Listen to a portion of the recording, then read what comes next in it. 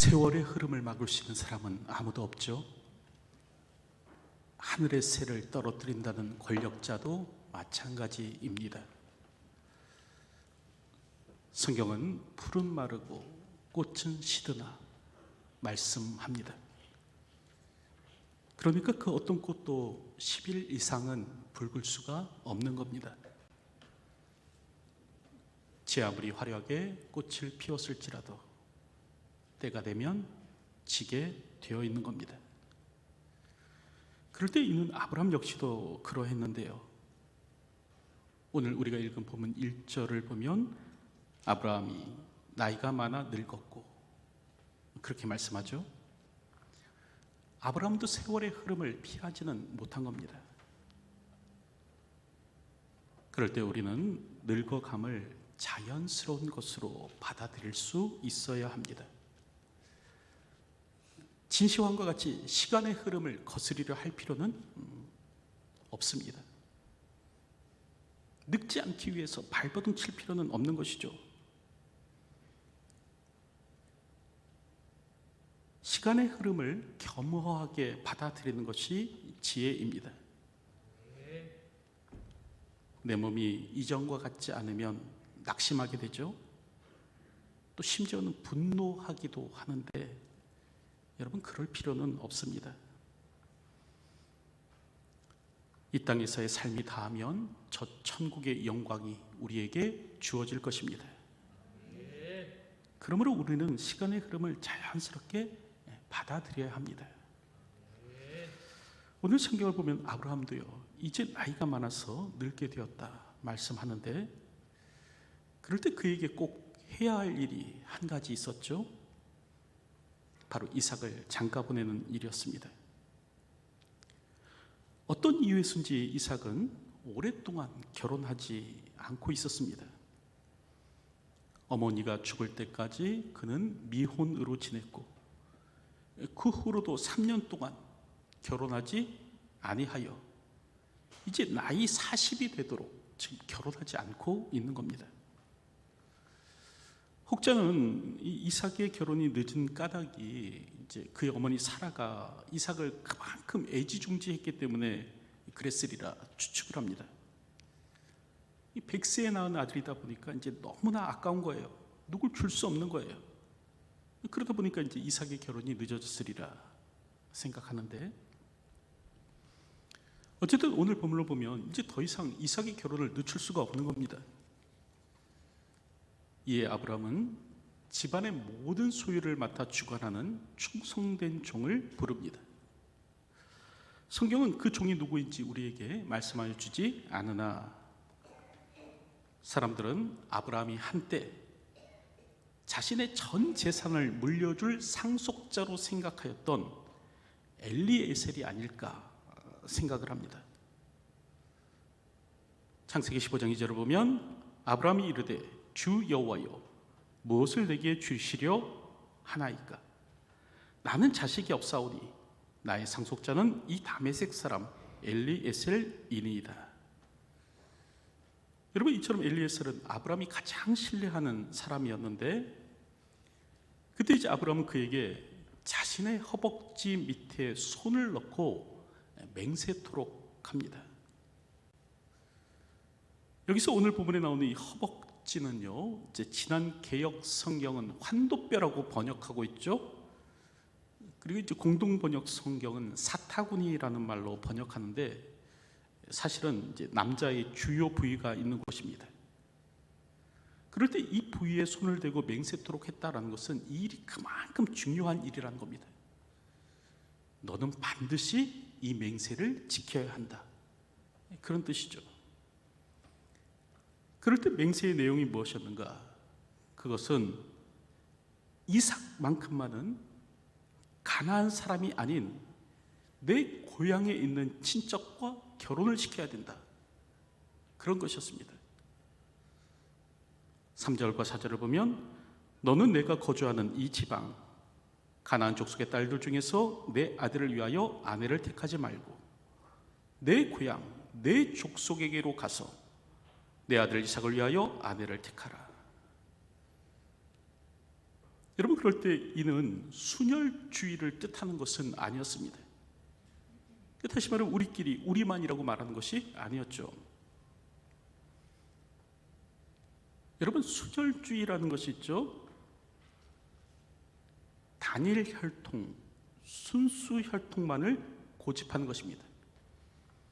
다시 말하면 이제 북한처럼 백두 혈통을 고집하는 것, 이런 것이 순혈주의예요. 그럴 때 이런 순혈주의는 여러 가지 폐해와 부작용으로 나타나는데, 이 순혈주의의 폐해의 가장 대표적인 것이 아마 독일 나치의 경우가 아닐까라는 생각을 합니다. 저들은 아리안족의 혈통적 우월성을 주장하면서 600만이나 되는 유대인들을 학살했습니다. 당시 유럽 내 유대인의 수가 약 900만 정도였다고 하는데, 이 중에 3분의 1을 죽인 거예요. 그럴 때 이런 순혈주의의 폐해는 오늘 우리에게도 나타납니다. 사실 오늘 우리에게도요, 민족적 순혈의식이 있습니다. 한 피족, 한 핏줄, 한 민족, 단군의 자손이라고 하면서 타민족에 대해서 배타성을 지니죠. 여러분, 그래서 화교가 상권을 장악하지 못한 나라가 우리나라라고 하지 않습니까? 그만큼 단일 민족으로서의 의식이 상당한 거예요. 그러면서 이제 타 민족에 대해서 배타성을 보이는 거죠. 그럴 때 서강대 강희정 교수는 순수한 피가 어디 있고 순수하지 않은 피가 어디 있느냐, 이제 우리 안에 있는 이런 민족적 순혈 의식을 이제는 우리는 내려놓아야 한다, 그런 말을 합니다.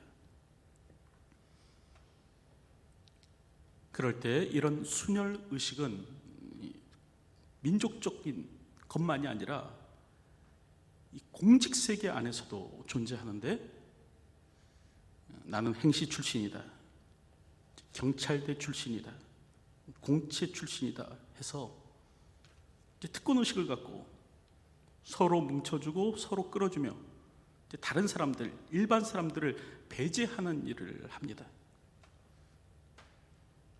그리고 이는 또 학문의 영역에서도 마찬가지인데요, 이런 순혈 의식이 존재하다 보니까 여러분, 서울대는 서울대 출신을 교수로 뽑으려고 하죠. 연세대는 연세대 출신의 교수를 선호합니다. 그런데 이렇게 되면요, 여러분, 집단은 건강함을 잃습니다. 유전적으로만이 아니라 심지어는 학문적으로도 마찬가지입니다. 오늘 우리는 통섭의 시대를 살아가고 있죠. 서로 섞여야 건강하다, 이 통섭이 강력히 요청되는 시대를 살아가고 있습니다. 창조도 마찬가지입니다.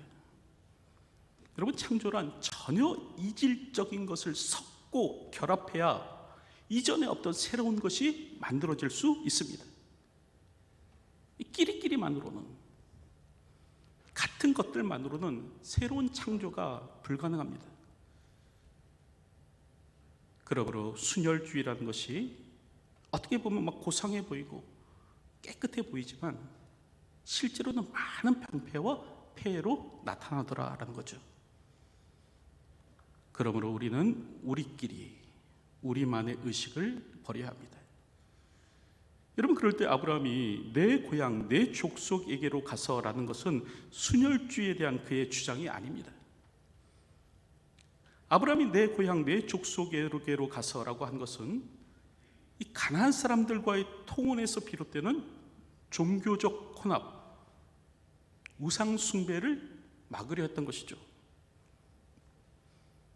우리가 알듯 하나님께서는 이삭을 통해서 세상의 구세주가 올 것을 말씀하셨죠. 이스마엘이 아니라는 겁니다. 이삭을 통해서 인류의 구주가 올 것이다 말씀하셨습니다. 그럴 때 아브라함은 이방을 섬기는 이 가나안 인과는 결혼을 시킬 수가 없는 겁니다. 사실 아브라함이 당시 동맹을 맺고 있던 이 마므레와 혼사를 치렀다면 아브라함의 안녕은 더욱 보장되었을 것입니다. 이 마므레나 에스골이나 아넬의 딸들 중에서 하나를 며느리로 드린다면 자신의 안전은 더욱 보장받았겠죠. 하지만 아브라함은 그렇게 하려고 하지 않았습니다. 왜 그런가? 결혼은 혼의 결합이고 이 결혼을 통해서 우상숭배와 이방의 그릇된 가치관이 스며들 수 있었기 때문에 그랬습니다. 우리가 알듯 사람은 누구나 보이지 않는 안경을 끼고 살아가죠. 이 안경이 없는 사람은 아무도 없습니다. 그럴 때 이 보이지 않는 안경의 이름이 무엇인가? 바로 세계관인데요. 사람들은 저마다 세계관이라는 안경을 끼고 살아갑니다. 여기서 세계관이란 세계를 근본적으로 인식하는 방식이나 틀을 의미하는데, 이제 쉽게 말하면 세상을 보는 눈입니다. 여기에는 인생관도 포함되고 가치관도 포함되고 윤리관도 포함되고 역사관 등도 포함됩니다. 그럴 때 이 세계관의 근저, 가장 밑바닥에는 무엇이 있는가? 바로 종교가 있습니다. 사람은 그 종교에 따라 세계관을 형성하며 살아갑니다. 무신론자는 무신론에 따라, 유신론자는 유신론에 따라, 다신론자는 다신론에 따라 나름의 세계관을 형성하면서 살아갑니다. 그럴 때 이 세계관이 서로 다르면요, 충돌하게 되어 있습니다. 사람의 생각, 가치, 윤리, 이런 것들이 서로 다르면 충돌은 불가피한 거죠. 나는 돼지고기를 금기시하는데 상대방은 막 꺼리낌 없이 돼지고기를 먹는 겁니다. 그럼 충돌하게 되어 있어요. 내게는 예배가 정말로 중요한데 상대방은 예배를 소홀히 여깁니다. 그럼 충돌하게 되어 있어요. 여러분, 쓰고 있는 안경이 다르면 다른 사람의 행위가 전혀 이해가 되지 않는 겁니다. 쓰고 있는 안경이 다르다 보니까 다른 사람의 행동이 쉽게 용납되지 않는 거예요. 그 결과 이제 충돌이 일어나게 되는 거죠. 부부가 행복하려면 그 뜻이 같아야 합니다. 부부가 가정의 행복을 누리려면 마음이 같아야 하죠. 여러분, 이혼 사유 1위가 무엇입니까? 왜 결혼한 부부가 헤어집니까? 많은 사람들이 경제적인 문제, 배우자 외도, 신체 정신적 학대, 이런 것으로 이혼할 것이라고 생각하지만, 여러분, 그럼에도 불구하고 단연 1위는 성격 차이입니다. 전체 이혼 건수의 절반이 이에 해당됩니다. 다시 말하면 나와 잘 맞지 않는다는 겁니다. 맞추려고 해도 도저히 못 맞추겠다라는 것이죠. 여러분, 그렇다고 한다면 왜 잘 안 맞는 것일까? 맞춰보려고 노력하는데도 왜 잘 안 되는 것일까? 쓰고 있는 안경이 다르기 때문에 그렇습니다. 인생관이 다르고 가치관이 다르고 윤리관이 다르니까 충돌하게 되었는 거예요. 내가 소중히 여기는 것과 배우자가 소중히 여기는 것이 서로 다르니까 잘 맞지 않는 겁니다. 다른 세계관의 사람들과 산다는 것은 사실 힘든 일입니다. 상대와 충돌하여 상대를 굴복시키거나 아니면 내가 상대방의 세계관에 스며들어서 내가 지금 쓰고 있는 이 안경을 바꾸지 않으면 서로 힘든 거죠. 그러므로 얼굴만 보고 결혼해서는 안 됩니다. 집안만 보고 결혼해서는 안 돼요. 돈 있는 집안으로 시집가면 걱정 근심 없이 살 것으로 생각하지만, 여러분, 얼마나 많은 재벌가들 중에서도 많은 사람들이 이혼하고 있습니까? 다시 말해 돈이 있다고 잘 사는 게 아니라는 거예요. 세상을 인식하는 눈이 다르면 서로 충돌할 수밖에 없습니다. 그러므로 우리는 불신 결혼을 주의해야 합니다. 여러분, 바울은 너희는 믿지 않는 자와 멍에를 함께 매지 말라, 그런 말을 하죠. 여러분, 이 말은 믿지 않는 사람은 마귀니까 상종도 하지 말라, 그런 뜻이 아닙니다. 예수님은 우리에게 너희는 세상의 빛이요 소금이라고 말씀하셨습니다. 오늘 우리는 세상을 떠나 살 사람들이 아니라 세상 속을 살 사람들입니다. 그러므로 믿지 않는 사람들과 함께 사는 것은 어쩌면 당연한 일이에요. 하지만 믿지 않는 사람들과 함께 꿈을 나누고 인생을 나누고 비전을 나누는 것에는 매우 신중해야 합니다. 왜냐하면 세계관이 다르기 때문에 그래요. 서로가 소중히 여기는 것, 서로가 가치 있게 생각하는 것이 다르기 때문에 그렇습니다. 그래서 오늘 본문을 보면 아브라함은 그 종에게 맹세를 시키는데, 이제 내 아들 이삭으로 하여금 내 고향 내 족속에게로 가서 아내를 택하게 하라, 그런 말을 하는 겁니다. 그럴 때 이 종이 아브라함에게 묻죠. 여자가 나를 따라 이 땅으로 오려고 하지 아니하거든 내가 주인의 아들을 주인이 나오신 땅으로 인도하여 돌아가리이까. 그럴 때 아브라함은요, 내 아들을 그리로 데리고 돌아가지 아니하도록 해라, 그런 말을 합니다. 오직 내 아들을 데리고 그리로 가지 말지니라, 그렇게 말을 합니다. 혼인시키지 못하는 한이 있더라도 내가 떠나온 곳 그리로 다시는 돌아가서는 안 된다, 그런 말을 하는 거죠. 왜 그렇습니까? 바로 하나님의 약속 때문에 그렇습니다. 이 가나안 땅을 너와 너 후손에게 주리라고 하신 그 약속 때문이죠. 여러분, 그럴 때 아브라함은 어떤 사람이었는가? 하나님의 말씀 속에서 삶의 원칙을 발견하고 그 원칙을 지켜가는 사람이었습니다. 하나님의 약속, 하나님의 말씀에 근거해서 내가 어떻게 살아야 하는가, 이 삶의 원칙을 만들어내고 그 원칙을 철저하게 지키며 살았던 사람이 아브라함입니다. 그래서 이삭의 결혼을 위해서 자신이 세운 이 원칙을 무너뜨리지 않는 거예요. 여러분, 하나님의 사람은요, 원칙 중심의 사람입니다. 다시 말하면 말씀의 원칙을 따라가는 사람이에요.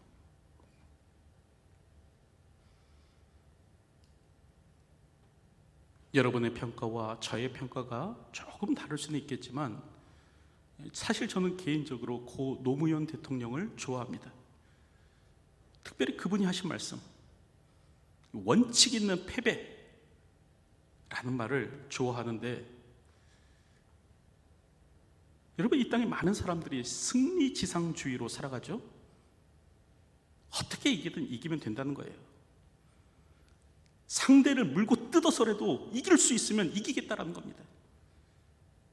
그래서 개싸움도 마다하지 않아요. 어떻게든 이기려고 하는 것이 오늘 이 땅의 사람들의 모습인데, 그런 정치판에서조차 지더라도 원칙을 지켜낸다면 그것이 승리다, 그렇게 말한 분이 바로 노무현 대통령이십니다. 우리가 누구를 지지하든, 여러분, 오늘 우리가 반드시 기억해야 될 것이 있는데, 그건 뭐냐면 우리 그리스도인의 삶은 원칙 중심의 삶이라는 거예요. 하나님의 말씀 속에서 삶의 원칙을 발견해내고 그 말씀이 옳은 것이라면 이제 그 말씀의 원칙을 따라 이 땅을 타협 없이 살아가는 사람이 되어야 합니다. 상황과 형편에 따라서 수시로 원칙을 허물어가면서 내가 하면 로맨스고 남이 하면 불륜이고 이런 식으로 생각하면서 어떻게든 패하지 않기 위해서 진흙탕 싸움도 마다하지 않고 살아가는 것이 아니라 비록 손해를 본다고 할지라도 또 패한다고 할지라도 원칙을 지키면서 살 수 있어야 합니다. 여러분, 그럴 때 아브라함은 바로 그런 사람이었어요. 이삭 장가 보내기 위해서 가나안 땅 떠나는 것 허락하지 않습니다. 오늘 우리도 그런 사람이 되어야 합니다. 그렇다면 오늘 내 안에 세운 말씀의 원칙은 무엇입니까? 여러분, 나는 하나님 앞에 어떤 맹세를 드렸습니까? 하나님, 이 일만큼만은 내가 반드시 지키겠습니다. 이 일만큼만은 내가 반드시 행하겠습니다. 약속한 것이 무엇입니까? 오늘도 그 원칙을 따라 사는 분들이 되셨으면 합니다. 그럴 때 오늘 본문을 보면 하나님께서는요, 이 아브라함의 확신대로 그의 삶을 선히 이끌어 주십니다. 그러니까 아브라함이 원칙을 지키고 하나님을 향한 믿음을 드러낼 때 하나님께서요, 그의 삶을 선히 이끌어 주시더라는 거예요. 오늘 우리가 읽은 본문을 보면 아브라함은 그의 종을 보내며 이렇게 말하죠. 그가 그 사자를 너보다 앞서 보내실지라. 하나님께서 너보다 앞서 그분의 사자를 보내실 것이다. 그러니 가서 너는 내 아들을 위하여 아내를 택하라. 그런 말을 하는 거예요. 여러분, 그럴 때 하나님께서는 이 아브라함의 믿음대로 행하십니다. 아브라함의 종이 순적히 아브라함의 형제인 나홀의 손녀 부두엘의 딸인 리브가를 만나도록 하십니다. 그럴 때 이 리브가는요, 지나가는 행인에게 자신이 힘써 기른 그 물을 나눠줄 정도로 따뜻한 마음의 여인이었습니다. 더불어 그녀는 절세 미녀였어요. 아브라함의 아내 사라처럼 미녀였습니다. 그럼에도 또 품행이 단정하였고, 오늘 성경을 보면 이 모든 것에 하나님의 섭리가 있었음을 아브라함의 종으로부터 듣게 되자 그 머나먼 땅 가나안 땅으로 시집 가는 일을 두려워하지 않습니다. 자기 집을 떠나서 자기 본토와 친척을 떠나서 아브라함처럼 이제 가나안 땅으로 가는 것이, 이런 믿음과 용기의 여인 리브가였습니다. 그럴 때 하나님께서는 이 리브가를 만나도록 하세요. 그래서 그의 거룩한 씨가 이어지도록 하는 거죠. 이처럼 우리 하나님은 우리의 삶을 선히 인도하여 주시는 분이십니다. 하나님께서는 오늘 우리의 삶을 선히 이끌어 주십니다. 그러므로 오늘 우리는 나의 삶을 선히 이끌어 주실 그 하나님을 믿고 말씀의 원칙을 따라서 흔들림 없이 이 땅을 살아가야 할 것입니다. 이제 말씀을 맺으려고 하는데, 여러분, 창세기 24장은 창세기 전체에서 가장 긴 본문입니다. 이 한 장의 내용이 마치 한 편의 단편 소설처럼 되어 있는데, 이 말씀 속에서 우리는 첫째, 믿지 않는 자들과 멍에 매는 일을 조심해야 됩니다. 까닭은 세상을 보는 눈이 다르기 때문에 그래요. 옳고 그름을 판단하는 기준이 다르기 때문에 그래요. 무엇을 가치 있는 것으로 여기느냐가 서로 다르기 때문에 그렇습니다. 그러므로 믿지 않는 자들과 꿈을 나누고 인생을 함께하며 비전을 나누는 일은 조금 신중해야 돼요. 둘째로, 말씀의 원칙을 허물어서는 안 됩니다. 승리지상주의, 승리를 위해서라면 뭐든지 다 하겠다, 이게 세상의 모습이지만 우리는요, 패할지라도 말씀의 원칙을 지켜가는 사람이 되어야 합니다. 하나님의 사람은 원칙을 붙드는 사람입니다. 하나님의 사람은 말씀 속에서 삶의 원칙을 발견해내고 그 말씀의 원칙을 따라서 서로 패배할지라도 그 말씀을 쫓아 살아가는 사람입니다. 더불어 셋째로, 하나님은 반드시 우리의 삶을 인도하십니다. 우리가 하나님의 말씀의 원칙을 붙들고 살면 하나님께서는요, 우리를 선히 이끌어 주실 것입니다. 비록 현재의 상황이 어려울지라도 모든 것이 합력하여 선을 이루도록 하실 것입니다. 우리 하나님은 선하신 분이십니다. 말씀을 붙들고 사는 자기 백성을 반드시 축복하십니다. 오늘도 이것을 알고 이 땅을 살아가는 저와 여러분의 삶이 되시기를 주님의 이름으로 축원드립니다. 기도하겠습니다. 말씀의 원칙을 붙들 줄 아는 자가 되기를 소원합니다. 하나님의 말씀인 성경 속에서 삶의 원칙을 발견해내게 하여 주시고 오늘도 그 원칙을 따라 살아가는 사람이 되게 하여 주시옵소서. 타협하지 않도록 도와주시고 패할지라도 말씀의 원칙을 지켜가며 오늘도 그리스도인의 품위를 드러내며 이 땅을 살아가는 저희들이 될 수 있도록 도와주시옵소서. 그럴 때 우리의 삶을 선히 이끌어 주실 줄로 믿습니다. 당장 현실이 어려울지라도 모든 것을 합력하여 선을 이루어 가실 줄로 믿사오니 오늘도 우리의 삶 가운데 하나님의 선하신 인도하심이 있게 하여 주시옵소서. 예수님의 이름으로 기도하옵나이다. 아멘.